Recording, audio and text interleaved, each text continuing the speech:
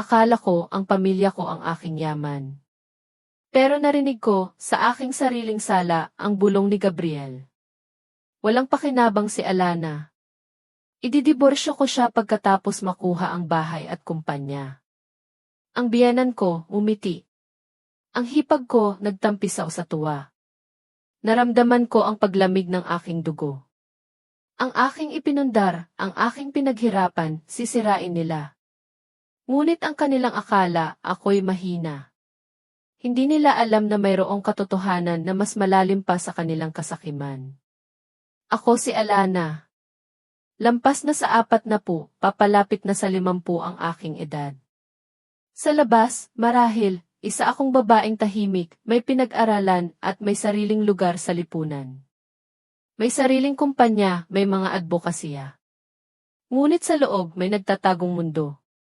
Isang mundo ng mga alaala, ng mga pagtitiwala, at ng isang paggising na kailanman hindi ko malilimutan. Hindi alam ng asawa ko. Si Gabriel. Hindi niya alam na narinig ko siya. Noon, isang umaga, medyo maaga pa. Nagtitimpla ako ng kape sa kusina, tulad ng dati. Ang araw ay sumisilip pa lamang at ang bahay ay tahimik pa. O akala ko tahimik. May ingay, bulong.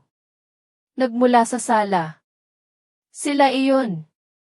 Si Gabriel, si Aling Elena, ang kanyang ina, at si Sofia, ang kanyang kapatid. Pinilit kong hindi makinig, ngunit ang boses ni Gabriel ay umalinggaw-ngaw. Didiborsiyuhin ko siya pagkatapos kunin ang lahat. Parang may bumagsak na malaking bato sa aking dibdib. Ang init ng kape sa aking mga kamay ay tila naging yelo. Hindi ko maintindihan. Anong sinasabi niya? Ang boses ni Aling Elena, may bahid ng pagtawa, sumunod. Sige anak, siguraduhin mo lang na walang matitira sa kanya. At si Sofia, na dati pilit kong minamahal bilang kapatid, ay humalakhak ng malakas, isang tawa na parang tunog ng basag na salamin sa aking pandinig. Ang mundo ko, na akala ko'y buo, matatag, ay biglang gumuho. Buong buhay ko, ibinigay ko sa kanya. Ang pagtitiwala ko, ang pagmamahal ko, ang lahat ng meron ako. Hindi ako kailanman naging maramot. Lahat ng desisyon, laging kasama siya. Walang itinago. Walang ipinagkait. Bakit? Bakit niya ito ginagawa? Ang sakit. Ang sakit ay tumusok sa pinakaloob-looban ng aking puso, na para bang isang balaraw. Isang balaraw ng pagtataksil. Nanginginig ang aking mga kamay. Parang may bumulag sa akin ng ilang saglit. Pero sa likod ng sakit may nagising. Isang matinding galit. Hindi ito galit na sumisigaw, kundi galit na lumalamig, nagiging matigas, nagiging bakal. Ang pagtataksil ay nagbigay sa akin ng bagong lakas, isang lakas na hindi ko alam na mayroon ako. Tahimik lang akong nakinig. Bawat salita, bawat halakhak, inukit sa aking alaala. Hindi ako nagpakita. Hindi ko hinayaang maramdaman nila na narinig ko sila. Sa halip, lumiko ako patungo sa aking opisina.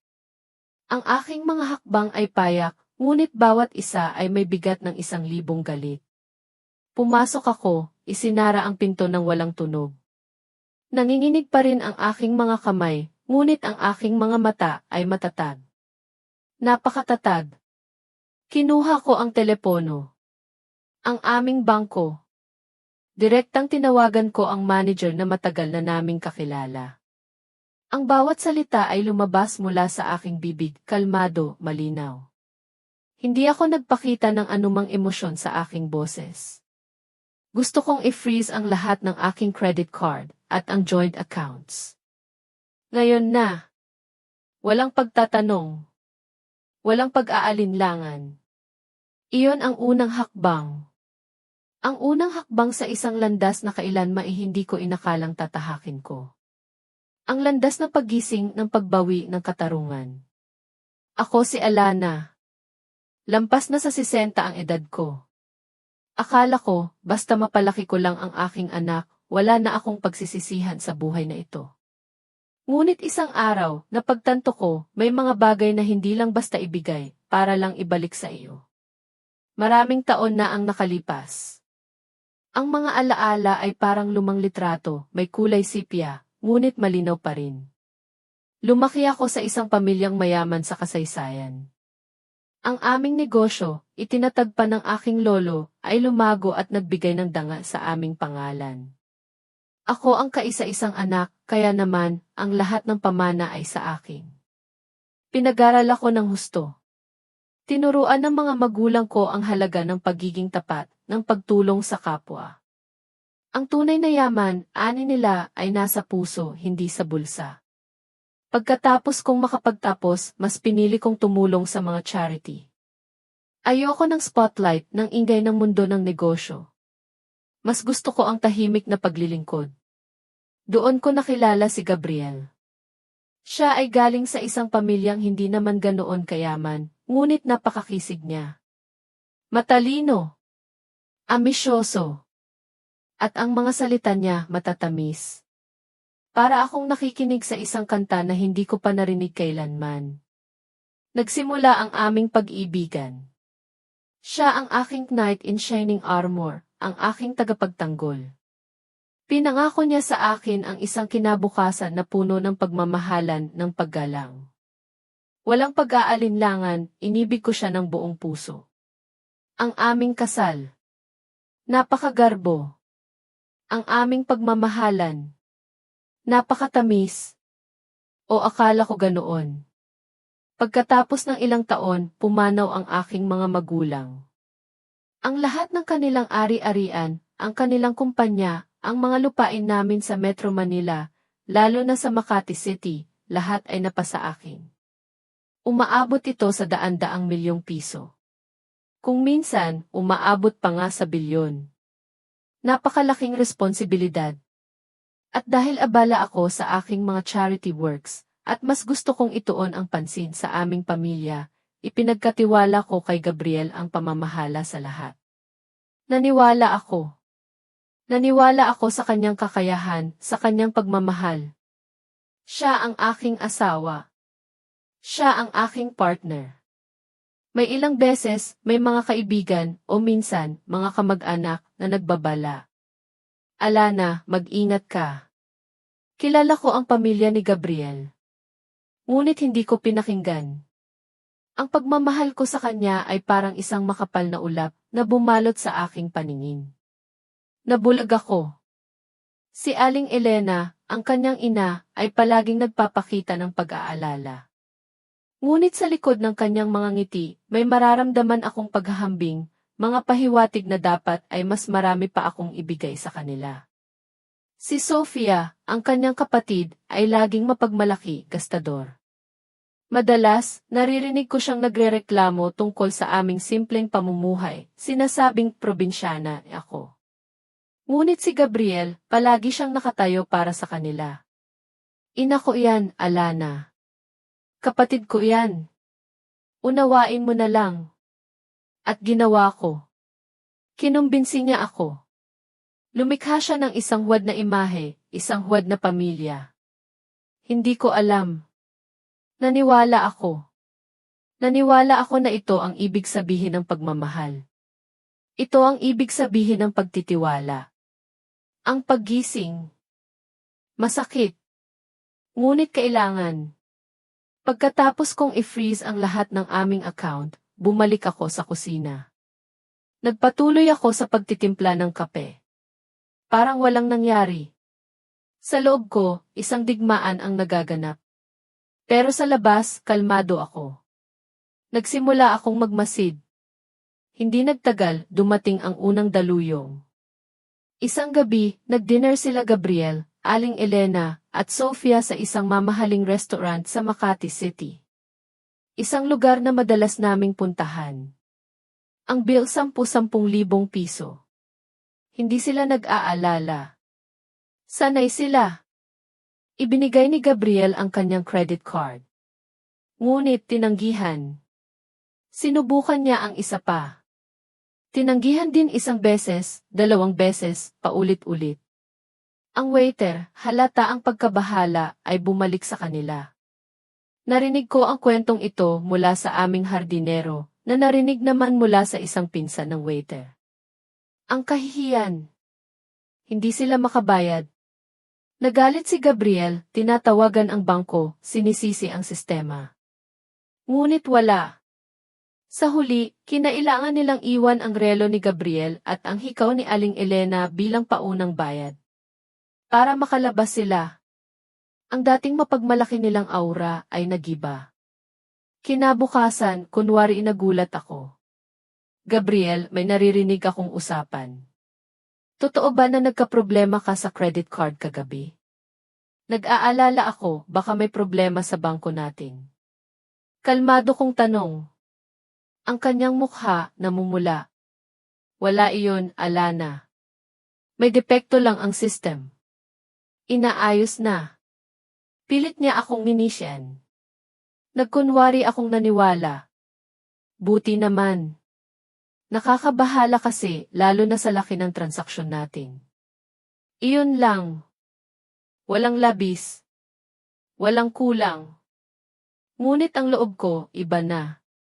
Hindi na ako ang dating Alana. Kinabukasan din, tinawagan ko si Atty. Reyes. Siya ang aming abogado ng pamilya, kilala namin sa kanyang katalinuhan at integridad. Isang matandang Ginoo na mapagkakatiwalaan. Nag-set kami ng meeting. Maaga akong dumating. Isinalaysay ko sa kanya ang lahat. Ang aking pagtitiwala, ang aking mga ari-arian, ang bulong na narinig ko, ang pangyayari sa restaurant. Tahimik lang si Atty. Reyes na nakikinig. Hindi siya nagkomento. Pagkatapos kong magsalita, hinawakan niya ang aking kamay. Alana, mas malaki ang kapangyarihan mo kaysa sa iniisip mo. Hindi pa huli ang lahat. Kakampi mo ang batas. Sinimulan niyang ipaliwanag ang aming legal na posisyon. Ang mga dokumento, ang mga kontrata. Ang aking karapatan. May pag-asa. May paraan. Naramdaman ko ang isang matamis na kaba. Isang simula. Ano sa tingin niyo ang tamang hakbang ni Alana? Kung kayo ang nasa sitwasyon niya, paano niyo haharapin ang ganitong panlilinlang? Ibahagi ang inyong mga saloobin sa comment section. Pagkatapos ng usapan namin ni Atty. Reyes, hindi na ako nag-aalinlangan. Nandoon pa rin ang sakit, ang pait, ngunit mas matimbang na ngayon ang paghahanap ng katarungan. Kailangan kong kumilos. Kalmado, ngunit matatag. Una, ang aming bahay. Ang malaking mansyon sa isang eksklusibong subdivision sa Quezon City na pinaghirapan ng aking mga magulang. Si Atty. Reyes, matyaga niyang ipinaliwanag ang lahat ng legalidad. Ang titulo ng lupa, ang mga papeles ng pagmamay-ari, lahat ay nakapangalan sa akin o sa kumpanya na aking minana. Hindi kailanman naging kay Gabriel. Hindi kailanman naging sa kanila. Iyon ang katotohanan. Ang hubad na katotohanan. Isang araw, habang abala si Gabriel sa kanyang kunwari trabaho, at sila Aling Elena at Sofia ay namimili ng mga mamahaling gamit-gamit ang kanilang mga emergency funds, dumating ang isang abiso. Isang notice to vacate. Opisyal na papel, maiselyo ng korte. Kailangan nilang lisanin ang bahay sa loob ng 30 araw. Ang gulat nila Gabriel, Aling Elena at Sofia. Hindi nila inakala. Tumawag sa akin si Gabriel, galit na galit. Ano ito, Alana? Pinagtatawanan mo ba kami? Hindi ito totoo. Hindi mo ito magagawa sa amin. Ang kanyang boses, puno ng pagkalito at galit. Mabagal akong sumagot. Ang aking tinig, kalmado, matatag. Hindi ko kinukuha ang sa inyo, Gabriel. Ibinabalik ko lang ang pag-aari ko. Huminga ako ng malalim. Matagal ko nang ipinagkatiwala sa iyo ang lahat. Ngunit inabuso mo ang tiwala ko. At ang batas, Gabriel, ay nasa panig ng katotohanan. Sinabi ko sa kanya na ang lahat ng nasa papel, ang lahat ng pagmamay-ari ay sa akin. At hindi ito biro. Hindi ito laro. Ang sumunod na mga araw ay puno ng kaguluhan sa bahay. Nag-iimpake sila Gabriel ng may galit, nagrereklamo sila Aling Elena at Sofia, umiiyak. Nagagalit. Hindi sila makapaniwala na mangyayari ito sa kanila. Ang kanilang kinagis ng luho, ang kanilang tirahan, ay biglang nawala. Dumating ang araw. Bitbit ang ilang bagahe, nakatayo sila sa labas ng mansyon. Sa labas ng bahay na akala nila ay kanila. Ang mga mata ng mga kapitbahay, ng mga dumadaan, ay nasa kanila. May mga bumubulong. May mga nagtatanong. Ang kahihiyan, napakabigat. Ang kanilang dating mapagmalaking tindig, ngayon ay kuba. Nakita ko sila. Malayo. Hindi ako lumapit. Walang salita. Walang ekspresyon sa aking mukha. Nakamasid lang ako. Ang paningin ko, malayo. Tila ba may hinahanap pa rin o may pinagsisisihan? Isang hinaharap na sana ibinuo namin ng sama-sama, ngunit pinili nilang durugin. Hindi ito paghihiganti. Ito ay pagkuha lamang ng kung ano ang akin. Ito ang pagpapanumbalik ng katarungan. Hindi pa tapos ang aking paghahanap ng katarungan. Ang pagkawala ng tirahan ay simula pa lamang. Alam kong mas malalim ang ugat ng kanilang kasakiman, at alam kong may mas malalim pa akong kailangang hukayin. Ang susunod na hakbang, mas matindi. Ang kanyang karera. Nagsimula akong magpadala ng mga ebidensya kay Atty. Reyes. Mga bank statement. Mga transaksyon sa kumpanya. Mga dokumento. Detalyado ang bawat isa. Naglalaman ng mga pruweba na si Gabriel, sa likod ng aking tiwala, ay nagwaldas ng 10-10 milyong piso mula sa kumpanya na aking minana. Ginastos niya ito sa kanyang luho, sa kanyang mga bisyo, at sa kanyang Denise. Isang araw, nagkaroon ng board meeting sa kumpanya. Ako ang chairperson. Ngunit kalmado akong umupo, nakikinig. Si Atty. Reyes ang nagpresenta ng mga datos. Ang mga numero, ang mga detalye ay hindi maikakaila. Ang mukha ni Gabriel, na dating puno ng kumpiyansa, ay unti-unting namutla. Hindi siya makapagsalita. Wala siyang maitugon. Ang desisyon ng board, matapos ang masusing pagsusuri, ay malinaw. Si Gabriel, tinanggal bilang direktor. Tinanggal sa kanyang posisyon. Tinanggal sa kumpanya. Nawala ang kanyang trabaho. Nawala ang kanyang reputasyon. Ang pangalang Gabriel, na dating respetado sa mundo ng negosyo, ay naging simbolo ng pandaraya. Sa puntong ito, alam kong naghahanap siya ng kung saan siya kakapit. Walang tirahan. Walang trabaho. Ang kanyang huling pag-asa. Si Denise. Ang babaeng akala niya ay pang-alta sosyedad. Ang kanyang lihim na kabit. Hindi niya alam na matagal ko nang pinasundan si Denise. Bawat galaw niya, bawat transaksyon niya, bawat utang niya ay nasa akin. Lumapit si Gabriel kay Denise. Umasa siya na si Denise ang magliligtas sa kanya. Ipinangako niya ang lahat ng klase ng luho at kayamanan. Ngunit si Denise, hindi siya ang akala ni Gabriel. Siya ay isang propesyonal na manloloko. Gumagamit ng kanyang ganda at alindog para mangikil ng pera sa mga lalaking mayaman at nagnanais ng panandaliang kasiyahan. Ipinagsama niya si Gabriel sa mga ghost projects, mga negosyong hindi totoo. Hinikayat niya itong sumali sa malalaking sugal. Ang pera ni Gabriel. Ang huling sentimo na natira sa kanya ay nawala. Lahat. Pati na rin ang kanyang natitirang dignidad. Nadiskubre niyang niloloko lang din pala siya ni Denise.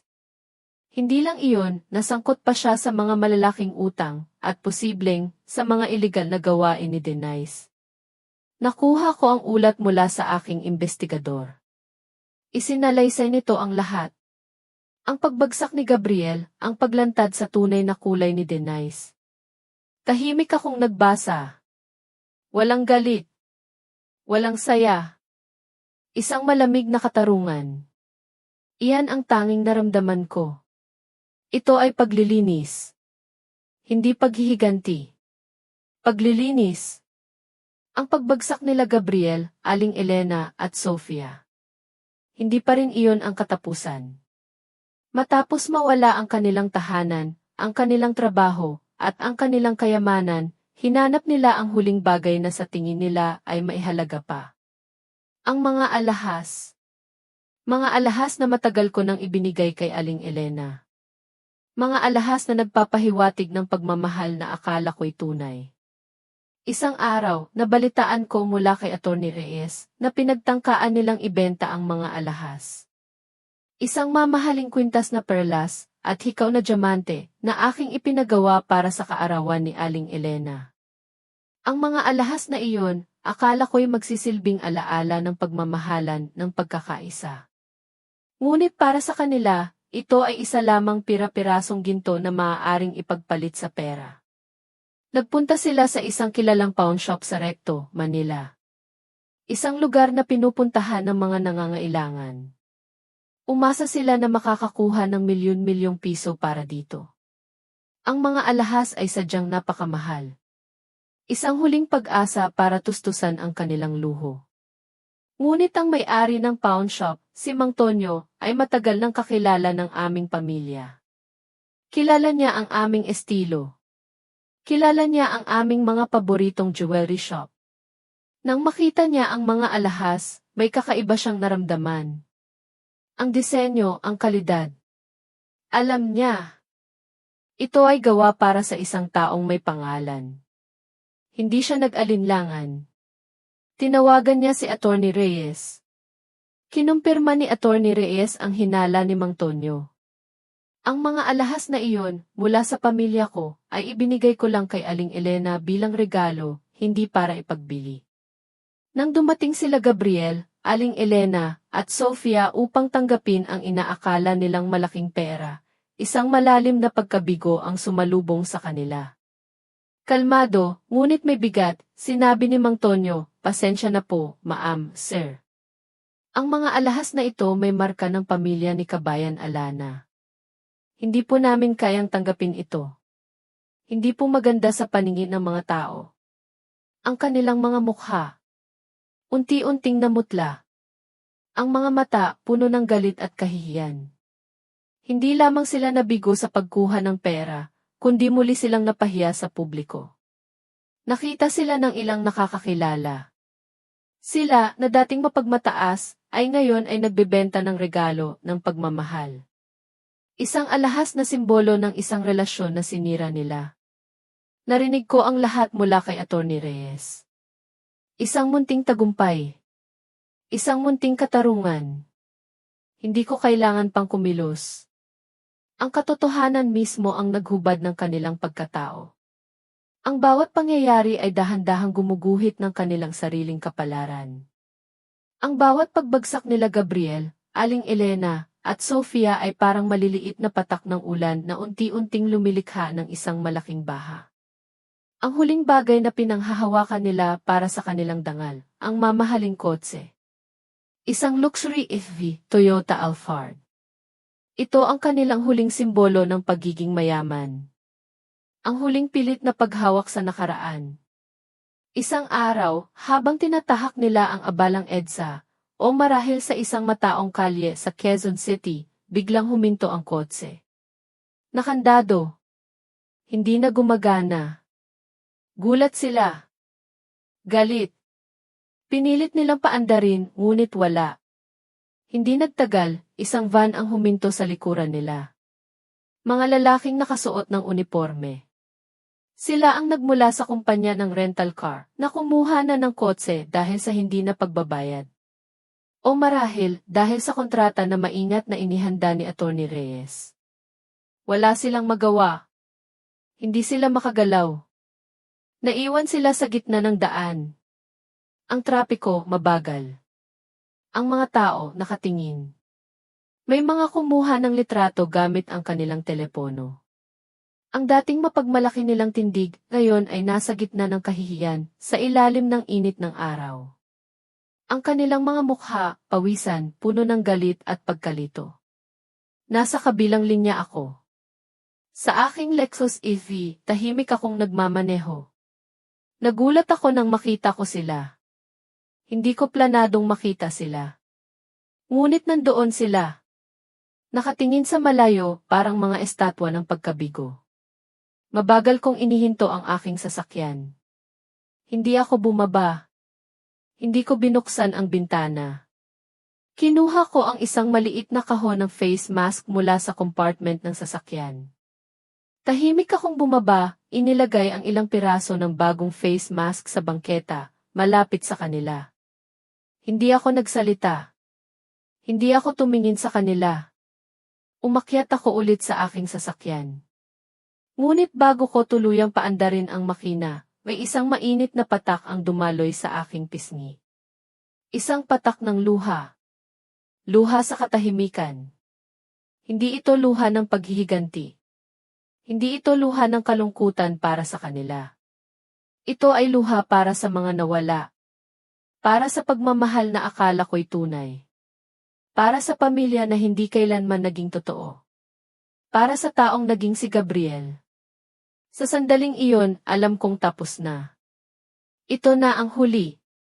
Wala nang babalikan. Kung kuese kinihin ese, Jeff ay tulong ako at Pierre Lund isagis di, para alam ko na mayroon pa ring mga kaibigan na kasama ko sa buong paglalakbay na ito. Ang inyong pagdalo ay ang pinakamalaking inspirasyon para maipagpatuloy ko ang huling bahagi ng kwento ng Tiluha sa Katahimikan, kung saan ang katotohanan ay ihahayag at ang katarungan ay magaganap. Dumating ang araw. Ang huling pagtatangka ni Gabriel. Ang kanyang huling pilit na paghawak sa anino ng dangal. Nabalitaan ko mula kay Atty. Reyes na magpapatawag siya ng isang press conference.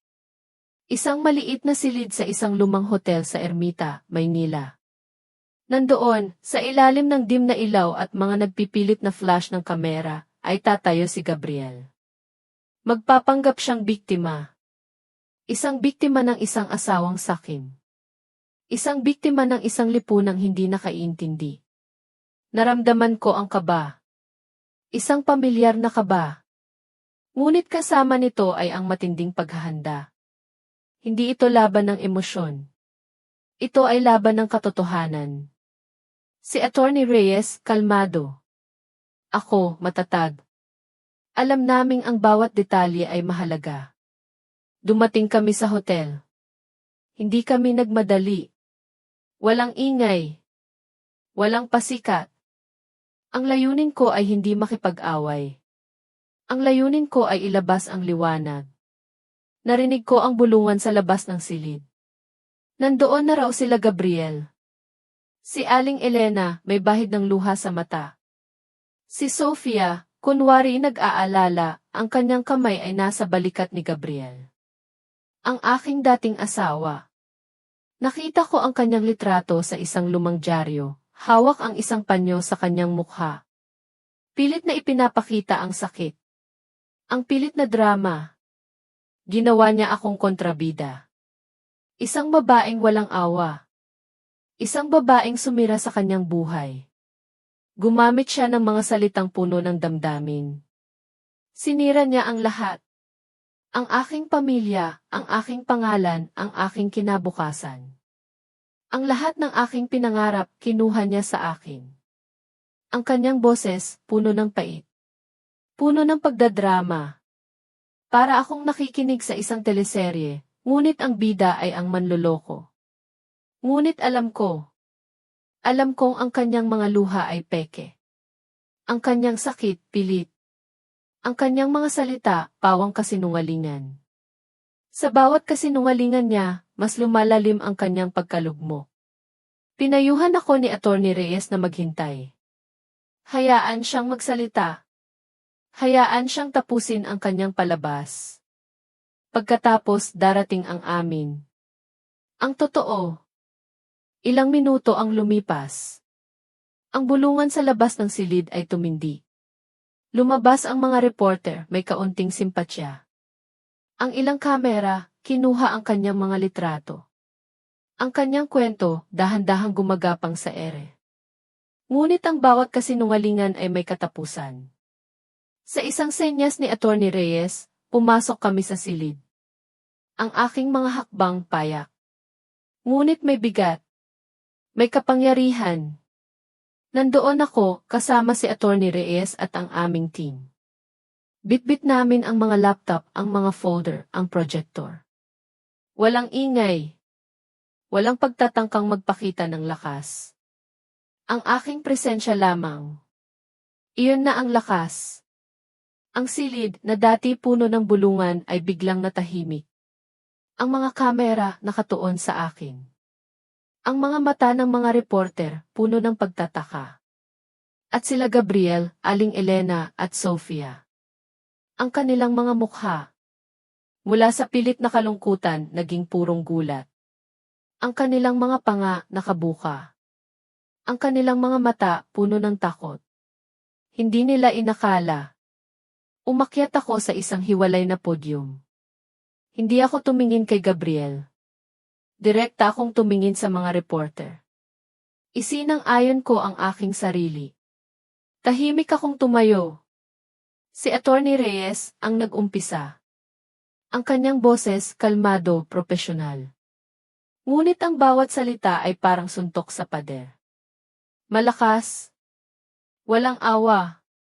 Magandang umaga sa inyong lahat, panimula ni Attorney Reyes. Narito po kami hindi para magsimula ng gulo, kundi para linawin ang mga lumabas na pahayag. Ang katotohanan ay may sariling tinig at ngayon maririnig niyo ito. Binuksan ang projector. Lumabas ang isang malaking screen. At doon bumulaga ang lahat. Isang video recording. Ang audio malinaw. Ang boses ni Gabriel. Ang boses ni Aling Elena. Ang boses ni Sofia. Didiborsiyuhin ko siya pagkatapos kunin ang lahat. Narinig ng lahat. Ang silid ay puno ng mga hininga na nagulat. Ang mga reporter nagulat. Nagpalitan sila ng tingin. Ang tawa ni Aling Elena. Ang halakhak ni Sofia. Ang kanilang mga bulungan tungkol sa kung paano ako tanga. Kung paano nila ako gagamitin. Bawat salita, bawat emosyon ay bumulaga sa screen. Ang mukha ni Gabriel. Nakita ko ang pagbaba ng dugo mula sa kanyang mukha. Naging puting-puti. Ang kanyang mga mata, malaki, puno ng takot. Si Aling Elena, nagtakip ng kanyang bibig. Si Sofia, tumayo, pilit na kumilos, ngunit wala siyang magawa. Ang kanilang pagtataksil, inihayag ng kanilang sariling mga boses. Sumunod ang mga bank statement. Detalyado. Ang mga transaksyon ni Gabriel mula sa kumpanya. Mga halagang umaabot sa 10-10 milyong piso. Mga ipinasok sa accounts na hindi ko alam. Mga ipinagbabayad sa mga mamahaling bagay. Mga paglipat ng pera kay Denise. Ang bawat numero, isang saksak sa kanyang pagkatao. Ipinakita din ni Attorney Reyes ang mga legal na dokumento. Ang mga titulo ng lupa. Ang mga shares sa kumpanya. Lahat nakapangalan sa akin. Malinaw. Walang pag-aalinlangan. Pinatunayan nito na ang lahat ng sinabi ni Gabriel na kinuha ko raw sa kanya ay sa akin naman talaga. At ang huli. Ang mga dokumento tungkol kay Denise. Ang kanyang mga panloloko. Ang kanyang mga krimen. Ang kanyang koneksyon sa mga iligal na gawain. Ipinakita kung paano niya sinamantala ang kahinaan ni Gabriel. Kung paano siya naging biktima ng kanyang sariling kasakiman. Ang lahat ay nakalatag. Hubad. Wala nang maitatago. Ang mga reporter. Mula sa pagkaawa kay Gabriel, naging galit. Naging pandidiri. Ang mga kamera, nag-flash ng walang tigil, nakatutok ngayon kay Gabriel, Aling Elena at Sofia. Ang kanilang mga tanong, puno ng akusasyon. Totoo ba ito, Sir Gabriel? Kayo ba ang nasa recording, Aling Elena? Bakit niyo po ginawa ito, Ma'am Sofia? Tumindig ako. Ang aking mukha, kalmado pa rin. Ngunit ang aking mga mata, matatag. Tumahimik ang lahat. Ang bawat isa naghihintay. Ang katotohanan ay tulad ng araw, hindi kayang itago, panimula ko. Ang bawat salita, malinaw. May bigat. Ginawa ko ito hindi para maghiganti, kundi para sa katarungan at para ipagtanggol ang aking dangal. Matagal ko nang pinili ang katahimikan. Ngunit ang katahimikan ay hindi nangangahulugang kahinaan. Ito ay nangangahulugang paghahanda. Pagsisimula ng paggising. Ang aking boses, hindi ko kailangang taasan. Ang katotohanan mismo ang umalingaw-ngaw. Hindi ko na hinintay ang anumang sagot. Lumingon ako at tahimik na umalis. Iniwan ko ang silid na puno ng gulo. Puno ng mga tanong. Puno ng galit. Ngunit ang gulo na iyon ay hindi na sa akin. Ito ay sa kanila. Sa loob ko, hindi ito tagumpay na may pagmamayabang. Ito ay kapayapaan. Isang malalim na kapayapaan na dulot ng paglabas ng katotohanan. Ang kanilang mga mukha, ang kanilang kahihiyan, ay naging salamin ng kanilang sariling mga gawa. Ang kanilang kapalaran, selyado. Ang katotohanan ay tulad ng araw. Hindi kayang itago. Pagkatapos ng paglilinaw, tuluyan ng nagiba ang lahat. Ang kanilang mundo, na itinayo sa kasinungalingan at kasakiman, ay gumuho. Wala nang pagtatago. Wala nang pwedeng pagtakpan. Ang liwanag ng katotohanan ay bumulag sa kanila. At ang kanilang pagbagsak nakita ng lahat. Para kay Gabriel, ang dating mapagmalaki kong asawa, ang lahat ay nawala. Ang kanyang pangalan, na dating may bigat sa mundo ng negosyo, ay naging simbolo ng pandaraya. Walang kumpanyang tatanggap sa kanya. Ang mga dating kasosyo niya, lumayo. Ang mga taong dati bumabati sa kanya ng may paggalang, ngayon ay umiiwas. Wala siyang mahanap na trabaho, kahit na ang pinakamababa. Ang kanyang mga kasanayan, na dating ginagamit sa panlilinlang, ngayon ay walang silbi. Nakita ko siya. Minsan, sa mga balita. Minsan, sa mga litrato na lihim na ipinapadala sa akin. Hindi na siya ang Gabriel na nakilala ko. Hindi na siya ang Gabriel na ipinangako sa akin ang isang kinabukasan. Ang kanyang dating makinis na mukha, ngayon ay puno ng pagod, ng kalungkutan. Ang kanyang mga mata, malalim, walang buhay. Ang kanyang dating formal na kasuotan, pinalitan ng maruming t-shirt at luma na pantalon. Napilitan siyang magtrabaho sa Divisoria. Bilang isang kargador. Nagbubuhat ng mabibigat na sako. Mula umaga hanggang gabi, ang kanyang katawan pagod. Ang kanyang mga kamay, na dating nagpipirma ng milyon-milyong kontrata, ngayon ay puno ng kalyo at sugat. Minsan, nakita ko siya, umiinom ng kape sa isang maliit na tindahan sa tabi ng kalsada, ang kanyang tingin malayo. Tila ba may hinahanap? O may pinagsisisihan? Ang kanyang dating pagmamataas, ngayon ay naglaho na, pinalitan ng pagkalugmok. Ang kanyang buhay, naging isang araw-araw na pakikibaka para mabuhay. Ang dating marangyang pamumuhay, naging isang malayong alaala. Ang mga kaibigan, ang mga kakilala, lahat ay nawala. Wala nang Gabriel na hahangaan. Wala nang Gabriel na pupurihin. Ang natira ay isang lalaki na nawala ng lahat dahil sa kanyang sariling kasakiman. Ang kanyang bawat paghinga ay tila ba isang pagsisisi. Para naman kay Aling Elena, ang aking dating biyenan. Ang kanyang mundo rin ay gumuho. Ang mga kapitbahay na dati kanyang kaulayaw ngayon ay umiiwas. Ang kanyang mga kaibigan sa high society, tinakasan siya.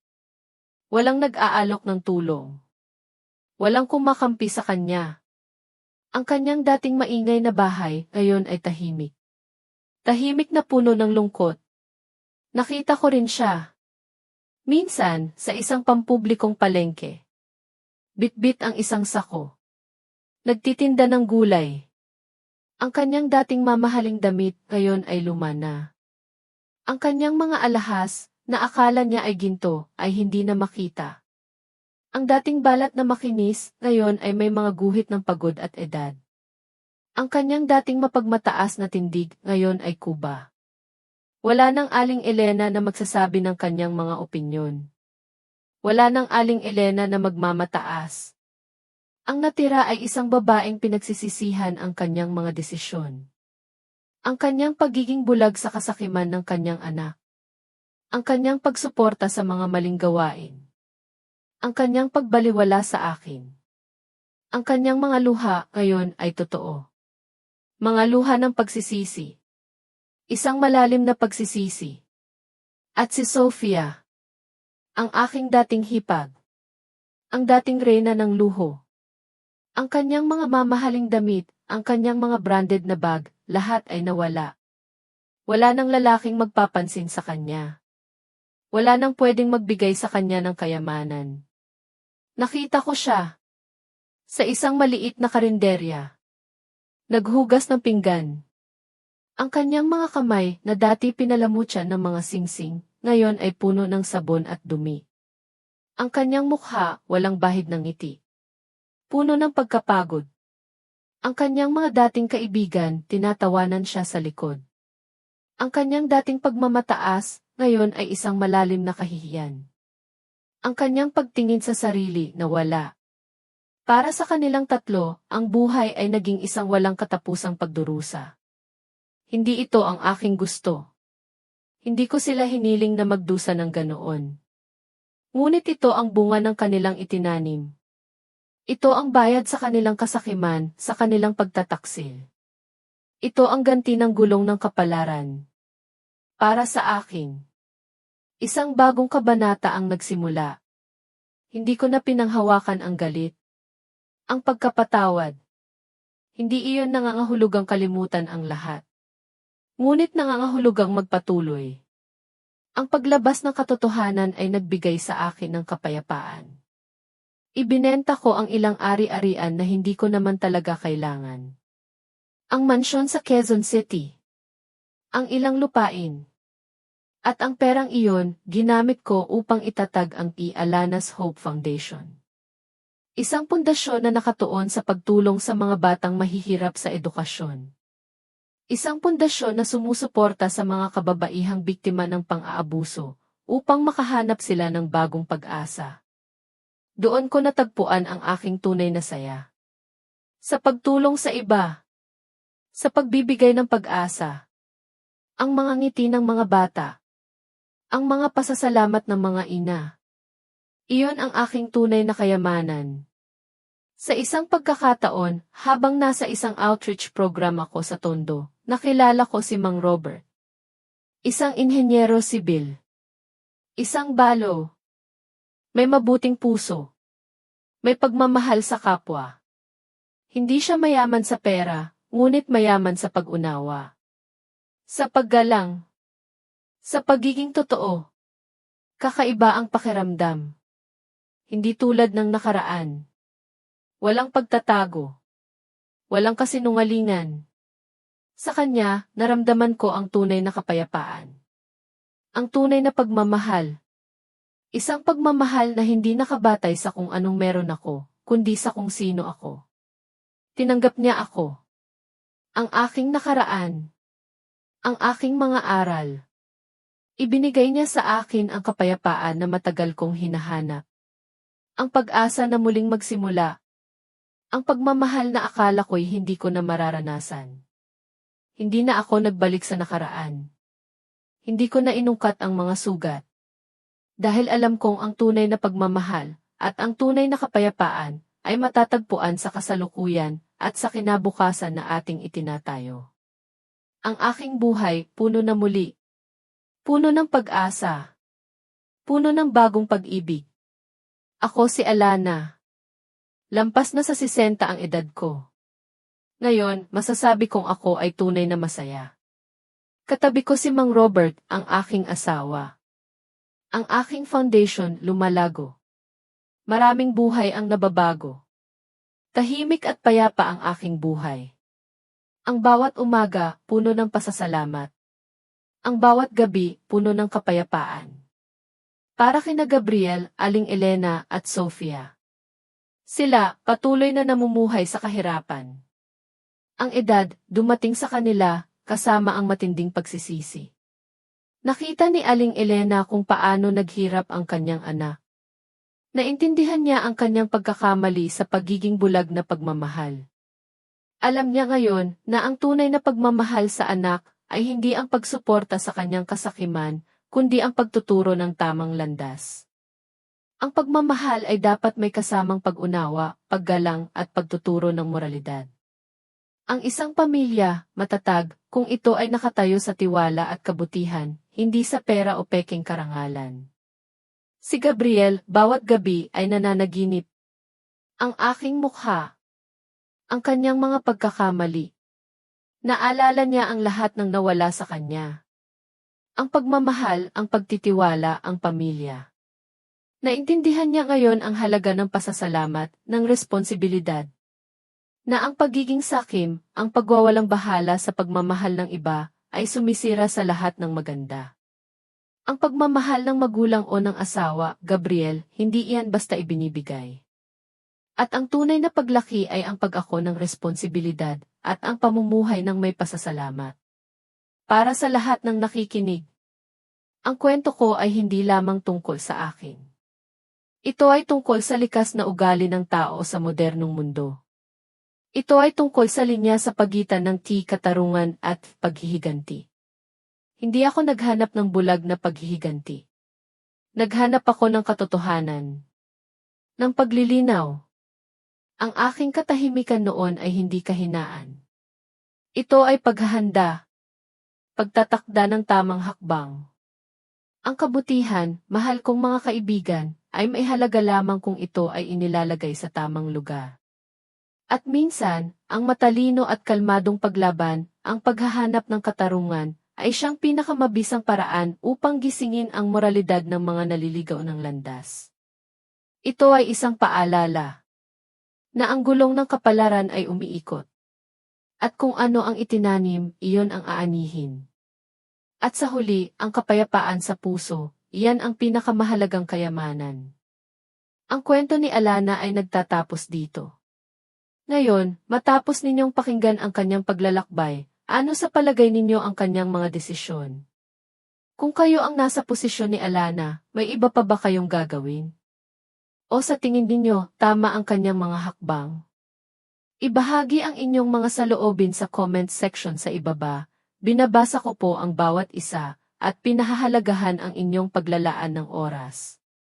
Kung ang kwentong ito ay nagpasya sa inyo, nagpadama ng kung anuman, huwag kalimutang mag-iwan ng like, ibahagi ito sa inyong mga kakilala na sa tingin ninyo ay madadala rin. At syempre pa, mag-subscribe sa channel ng Luha sa Katahimikan para hindi ninyo mapalampas ang susunod na mga misteryo at aral ng buhay. Magkita-kita tayo sa susunod na kwento, at sino ang makapagsasabi, sa susunod baka ikaw na ang maging bida sa sarili mong luha sa katahimikan.